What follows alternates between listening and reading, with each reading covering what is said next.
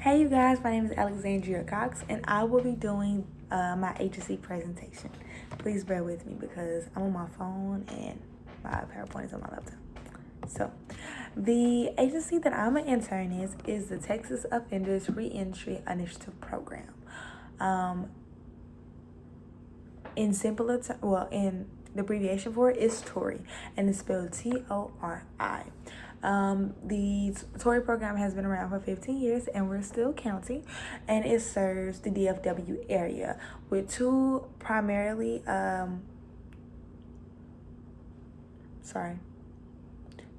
major locations, which is one is in Dallas and one is in Fort Worth. Okay, so a little history about the program. So our founder is Bishop T.D. Jakes. He's a very well-known, or you can say famous pastor in the Dallas area.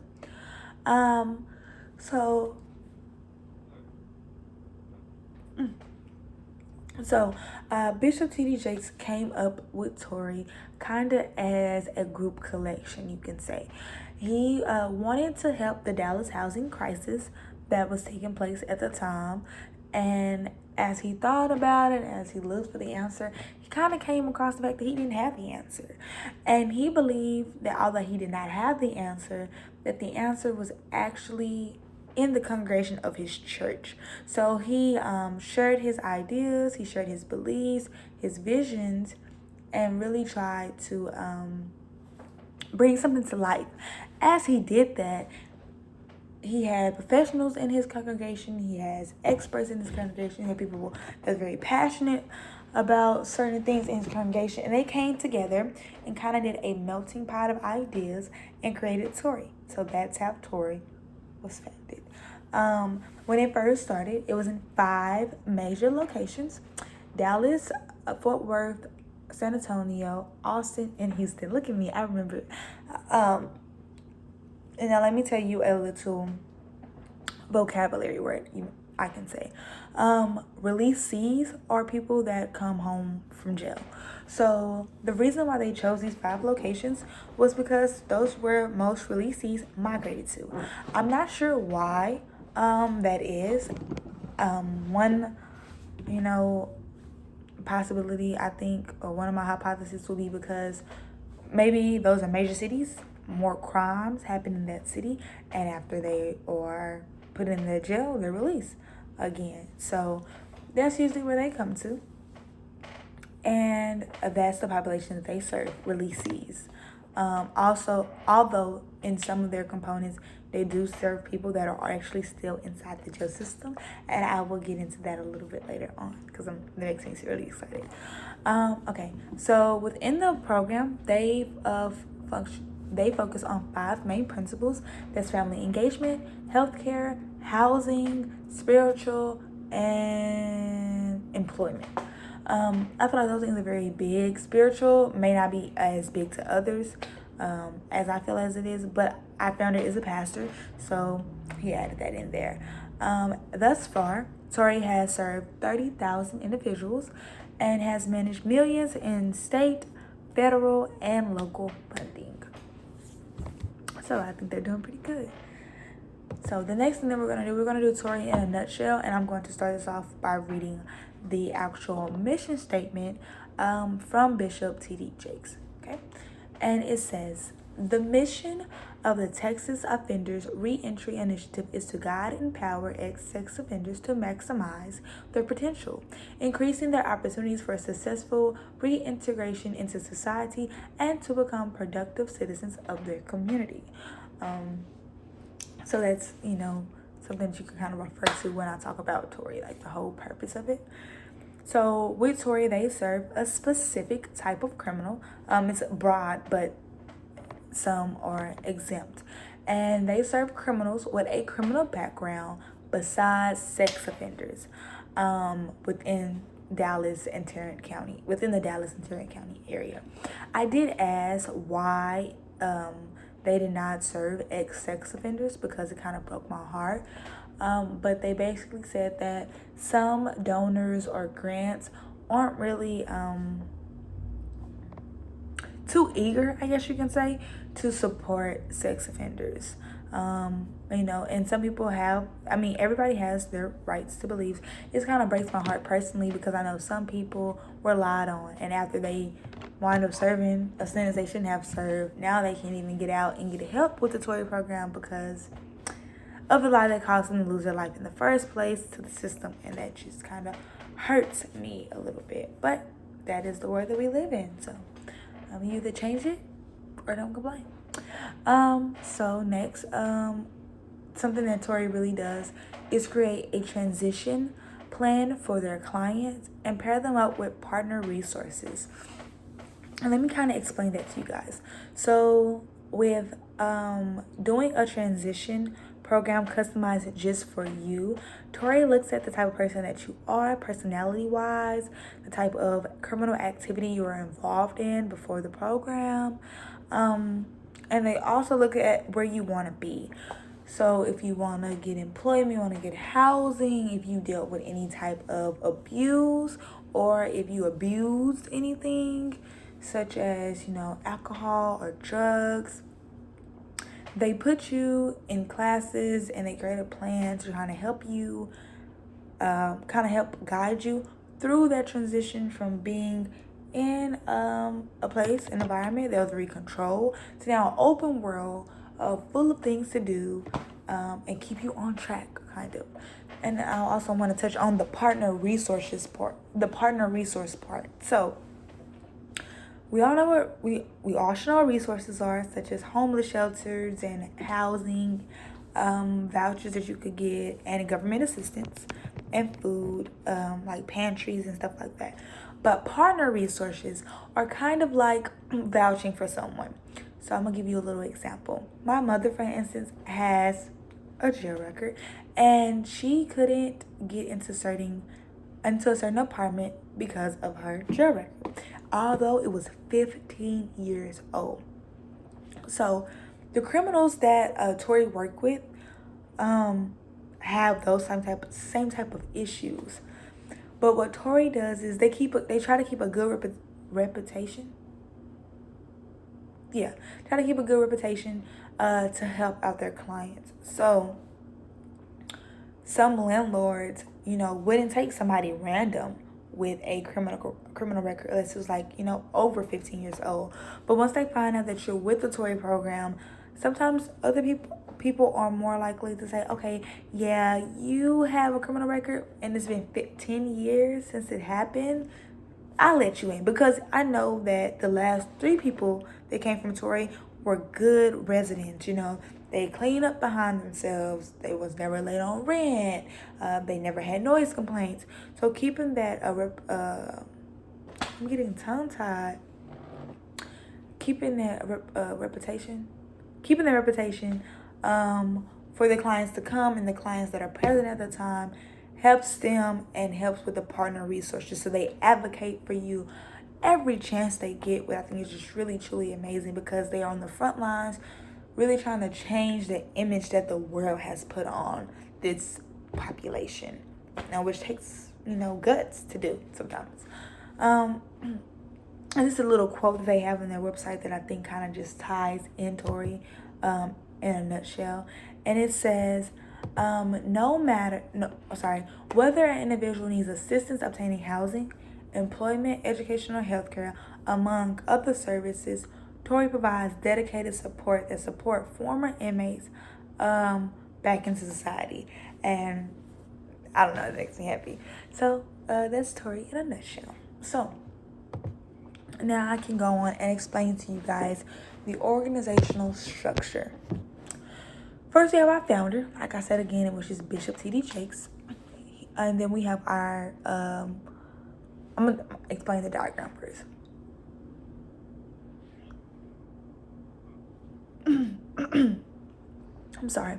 So we have the board of directors, the founder, the board of directors, and you guys see this when I upload my PowerPoint. And you have the chief executive officer. Then under that, you have the Tory executive director. Okay, so that's 3 positions. And under the Tory director, you have the project manager, the program manager, the technology specialist, the service program manager, another manager, and then a grant manager. Okay, so that's straight along, that's straight across under the executive director of Tory. And then under that, you have, under that line, you have three branches that goes down. The first branch is under the program manager. You have a case manager and you have two intake coordinators.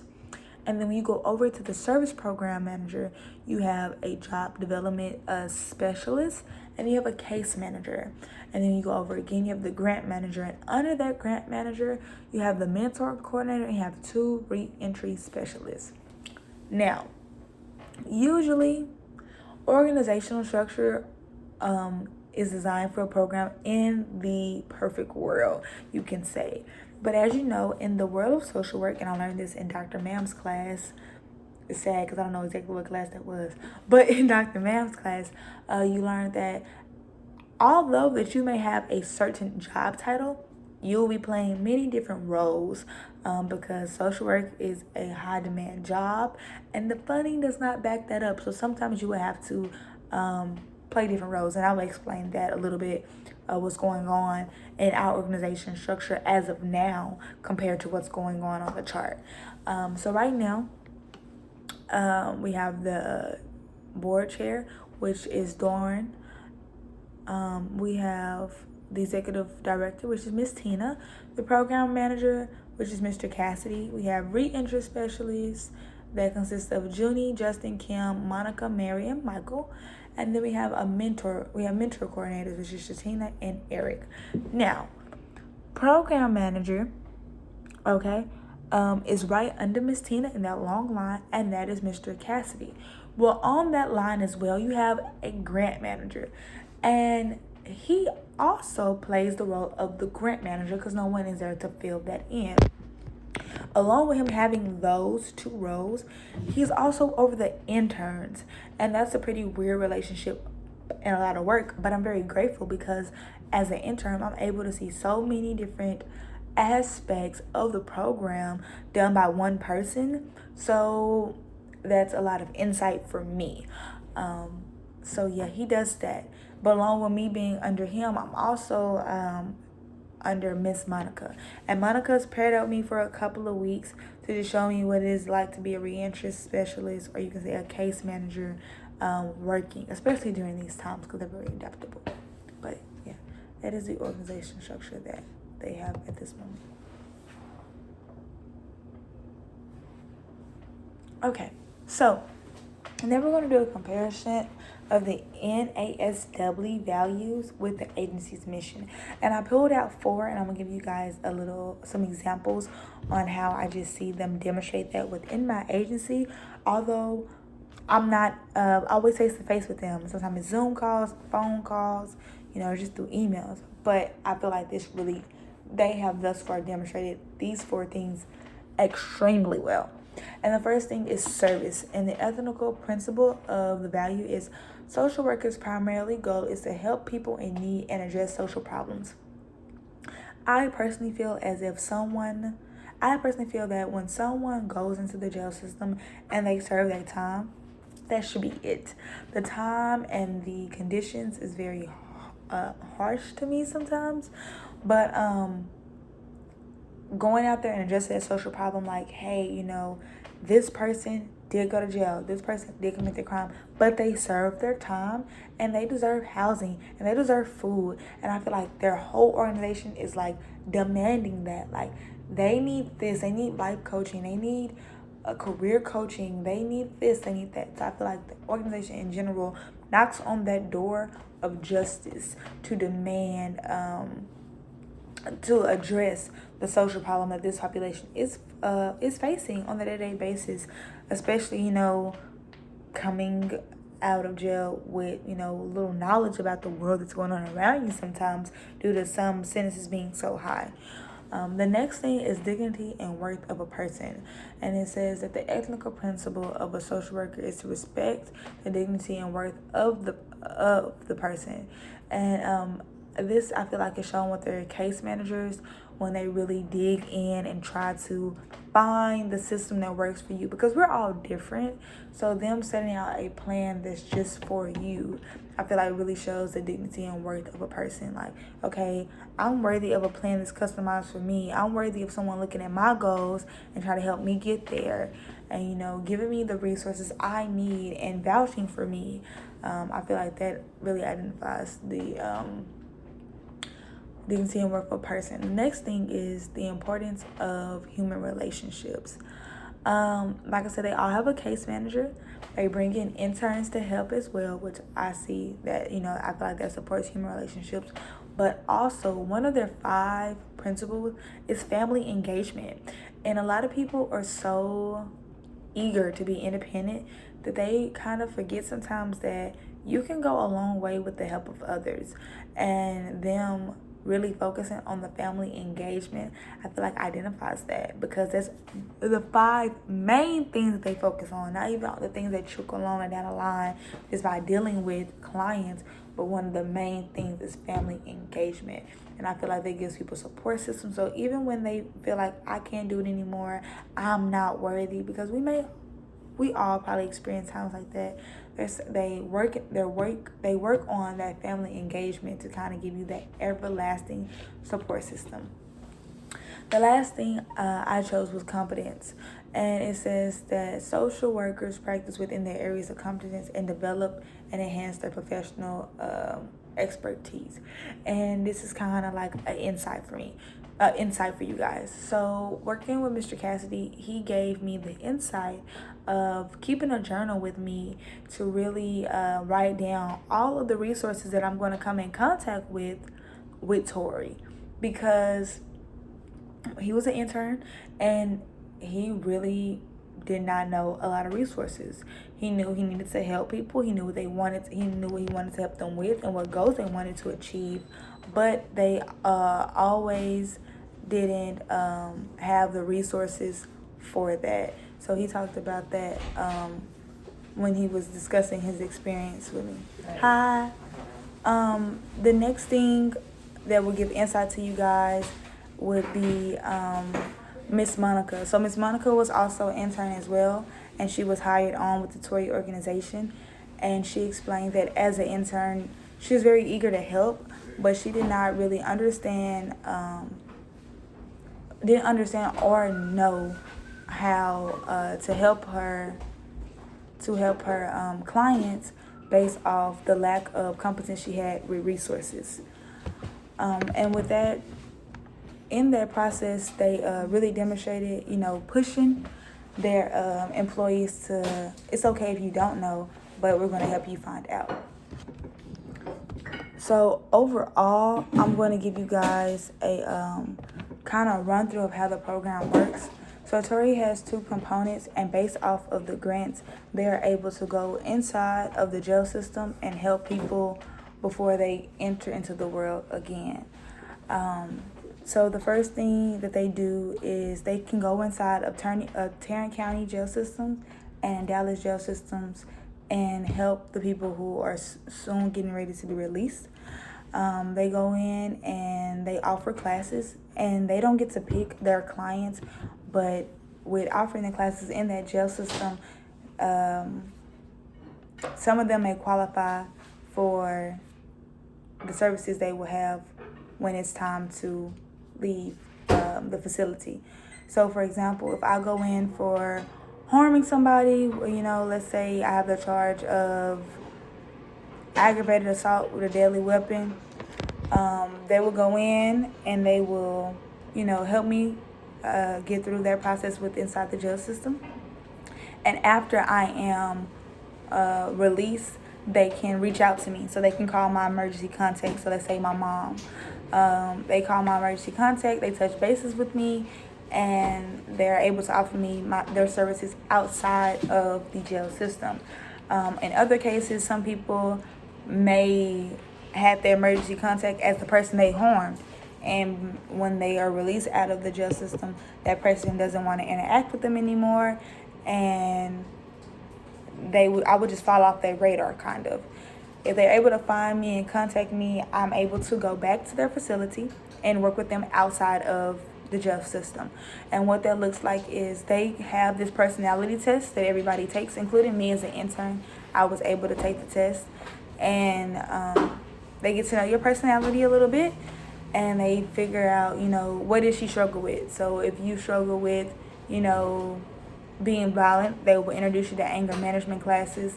If you struggle with any abuse or you abuse certain things such as drugs or alcohol, they will introduce you to, drug and alcohol abuse courses to help you transition and live in a world of freedom and get to the goals that you want to get to, which may be employment and housing or anything else that you may want, they may be able to help you with. And after you get through the program, they have a big ceremony, graduation at the Potter's House, where you walk the stage and you have a guest speaker, and Bishop T.D. Jakes gives words as well. And what else am I missing? They do something else too. Oh, and along with that, they also host like kind of commercial testimonies that clients are able to participate in. And within this ceremony, it just allows them to highlight the success stories of their clients, where the donors are able to congratulate the clients, and the workers are able to see all their hard work pay off, and is displayed, I believe, on national TV. So that's Tori, basically all in one. If you guys have any questions, please reach out to me, and I don't mind helping you guys. Thank you.